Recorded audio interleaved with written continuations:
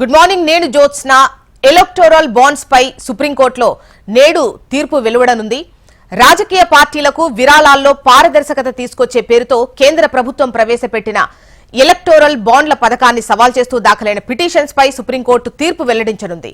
Supreme court ప్రధాన న్యాయమూర్తి DY Chandrachud నేతృత్వంలోని 5 సభ్యుల రాజ్యాంగ ధర్మాసనం గత ఏడాది నవంబర్ 2న ఈ అంశంపై తీర్పును రిజర్వ్ చేసింది.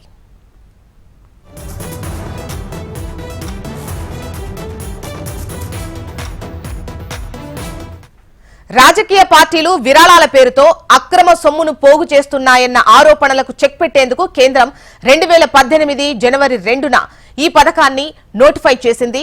బాండ్స్ ప్రవేశపెట్టడం వెనుక ఉన్న ముఖ్య ఉద్దేశం అక్రమ డబ్బును బహిర్గతం చేయడమని, ఆ నిధుల్లో పారదర్శకత కోసం మాత్రమే అని కేంద్రం ఇప్పటికే పలుమార్లు స్పష్టం చేసింది.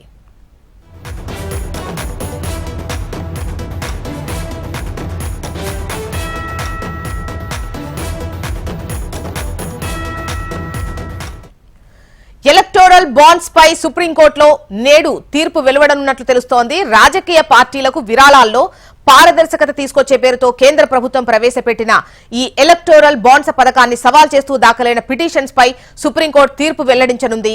సుప్రీంకోర్టు ప్రధాన న్యాయమూర్తి డివై చంద్రచూడ్ నేతృత్వంలోని 5 సభ్యుల రాజ్యాంగ ధర్మాసనం గత ఏడాది నవంబర్ 2న ఈ అంశంపై తీర్పును రిజర్వ్ చేసింది. అయితే రాజకీయ పార్టీలు విరాళాల పేరుతో అక్రమ సొమ్మును పోగు చేస్తున్నాయన్న ఆరోపణలకు చెక్ పెట్టేందుకు కేంద్రం 2018 జనవరి 2న ఈ పథకాన్ని నోటిఫై చేసింది.